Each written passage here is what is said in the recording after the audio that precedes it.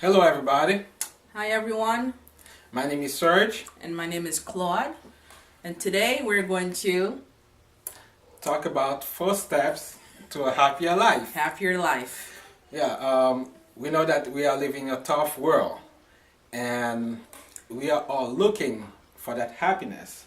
Remember the movie, The Pursuit of Happiness. Yes. And this is one of the goals that we all have. This is one of the desire that we all have. And we are doing this every single day. Everything that we are doing is in the pursuit of that happiness. So today we are giving you 4 steps to a happier life. So stay tuned.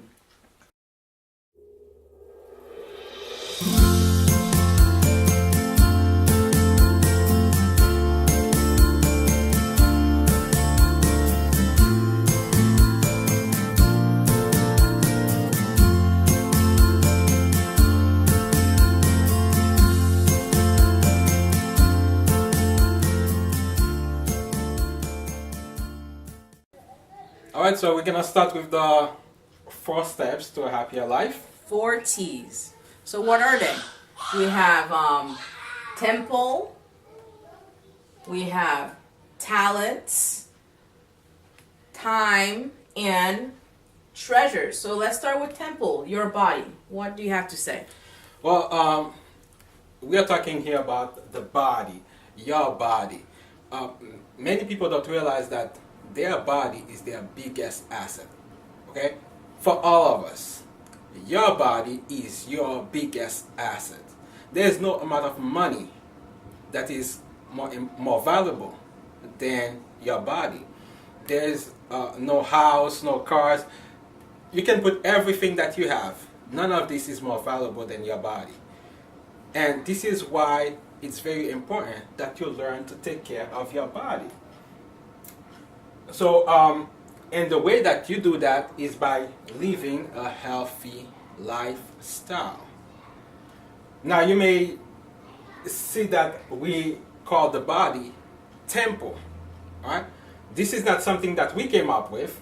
It's actually found in the Bible that says your body is the temple of The Lord.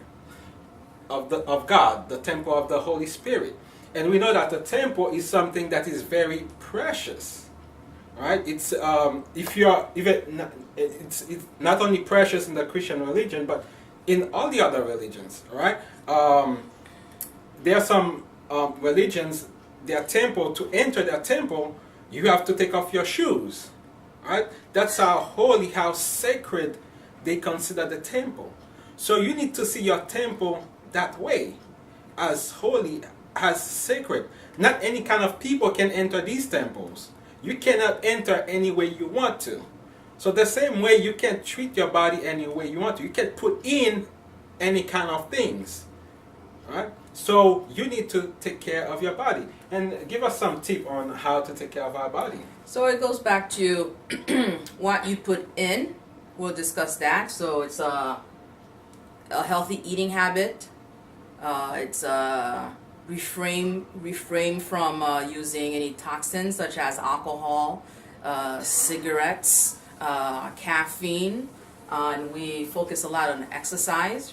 Remember, that you need about half an hour of exercise to have a strong heart. So those are things that we need to incorporate for a healthy body. And one of the things that I realized also talk about healthy body is that most people knows how to take care of their body. We all have an idea of what to take care of our body. You know, the other day I was at work and I was eating for lunch. I was having an apple and some peanut butter. And someone just walked by. I was eating in my office. So someone just walked by and was like, "Oh, you're eating healthy, good." And just was passing by.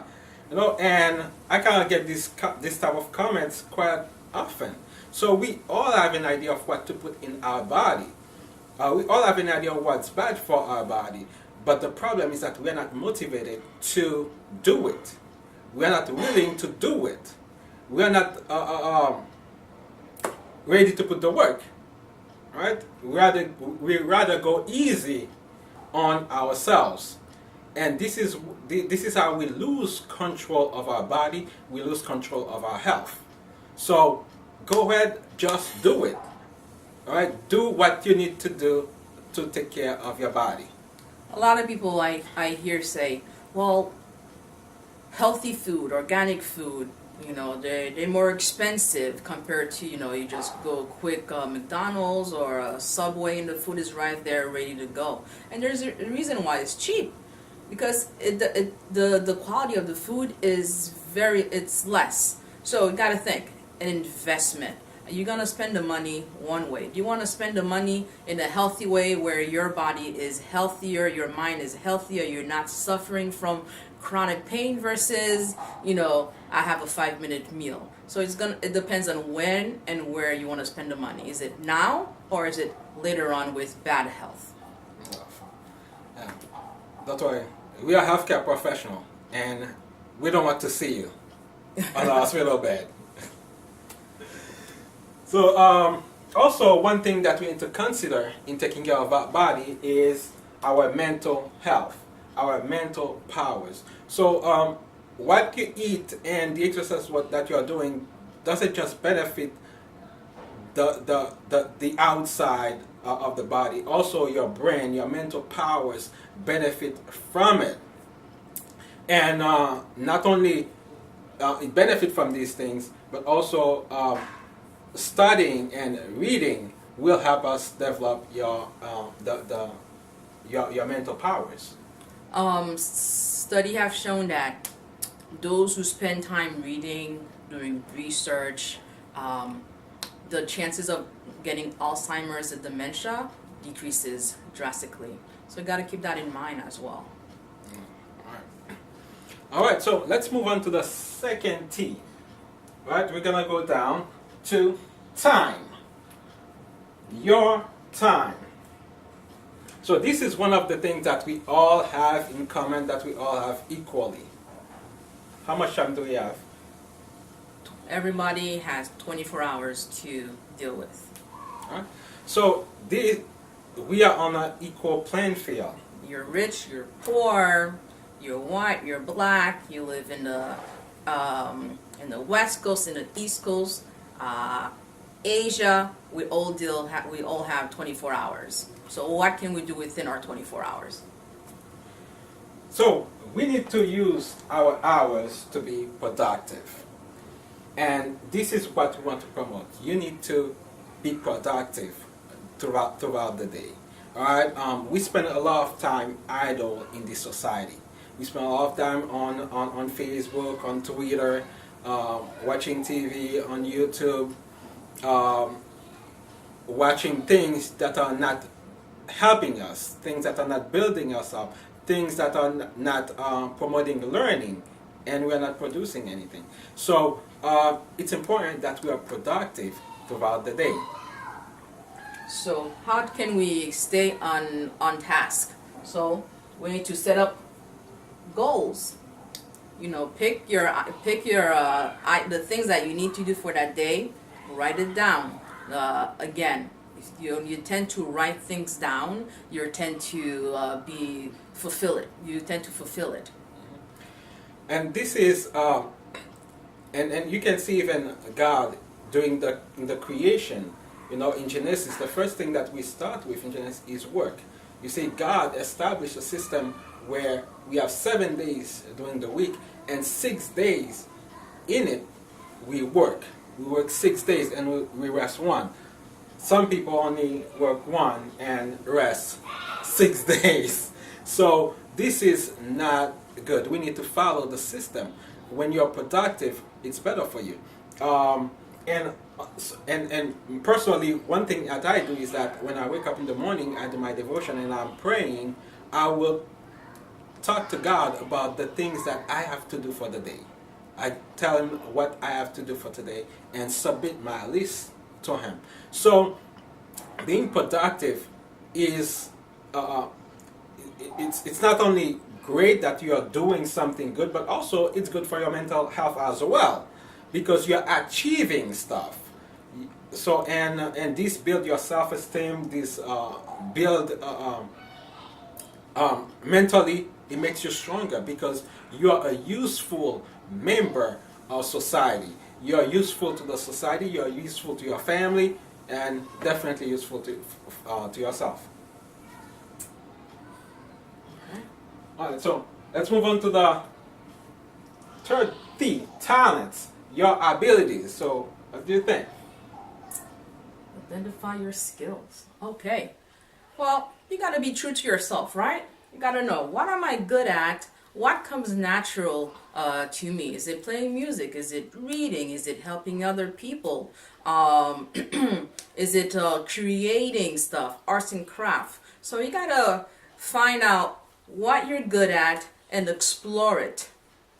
Yeah. And one thing that we need to understand about your abilities is that you're truly trying to find your abilities, not somebody else's abilities.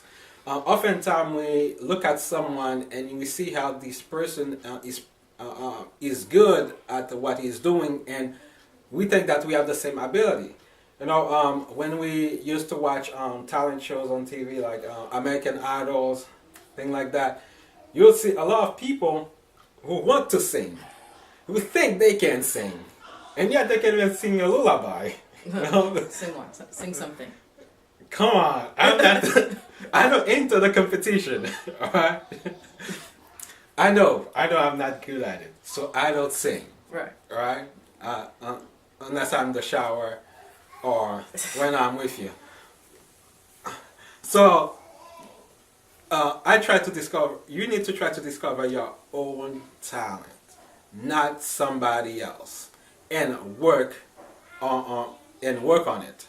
Practice it. You know.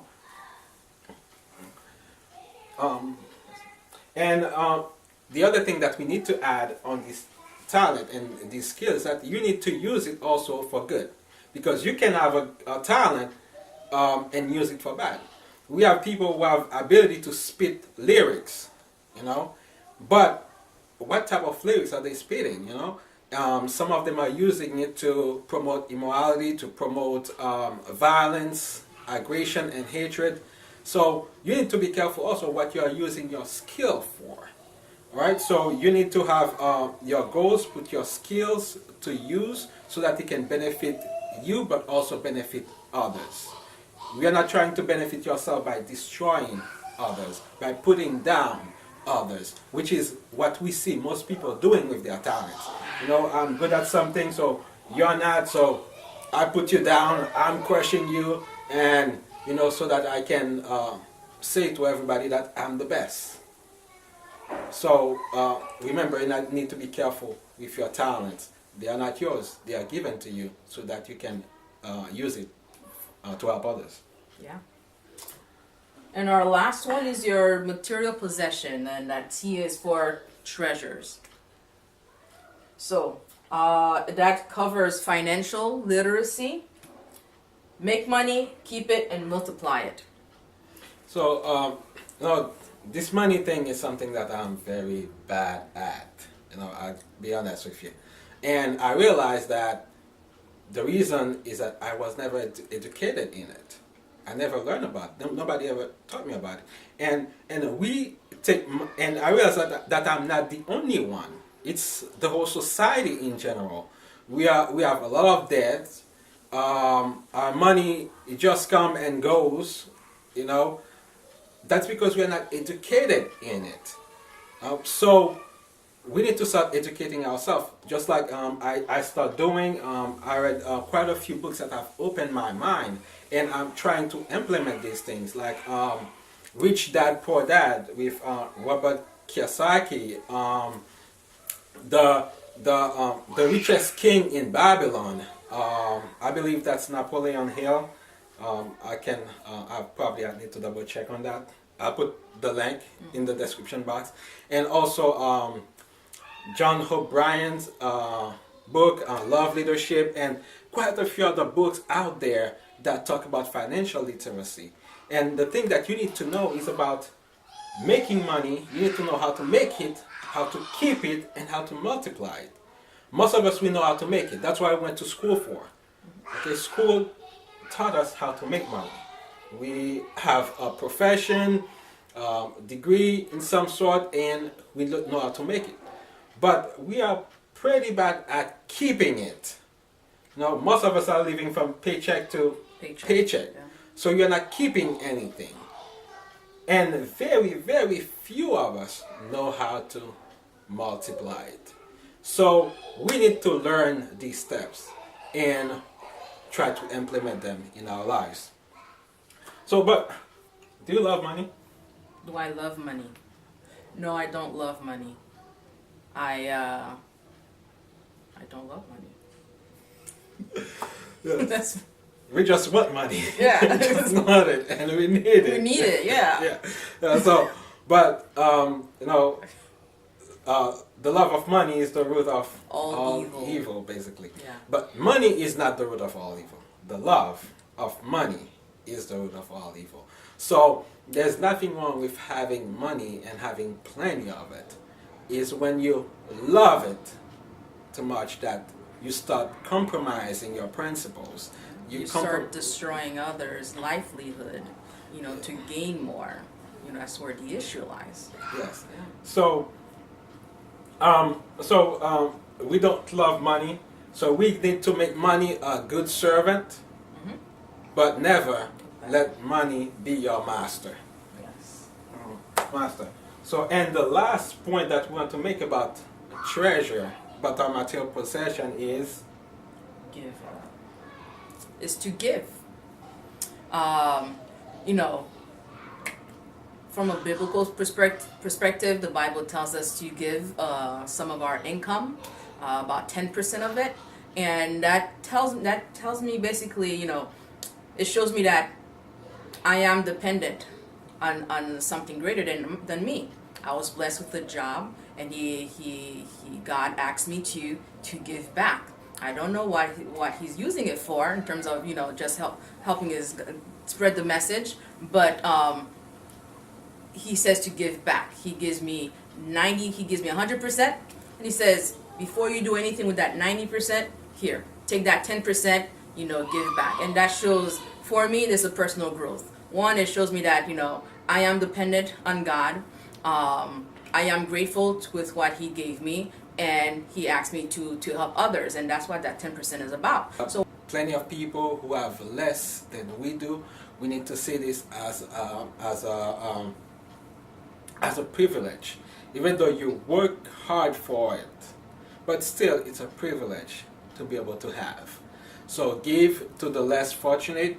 You can give personally, you can give through other charitable foundation like the C.E.Y.A.T Foundation. Call her. Go around your neighborhood, your community, governmental buildings, and find out what your community needs. Go to the shelters. There's a lot of things that we can find to give financially, our time. We can give financially our time. We have resources, our talents. Find out what your area needs and supply. Okay. Yes, and really that would be better than spending that money on things that you don't really need. On clothes that you're only gonna wear once and then hang it in your closet. So use your money wisely. Use your money wisely. So let's recap the 4 T's, the 4 steps to a happier life. You need the 4 T's. So the first one is your body. It's a temple. So treat your body like a temple because it's a precious jewel,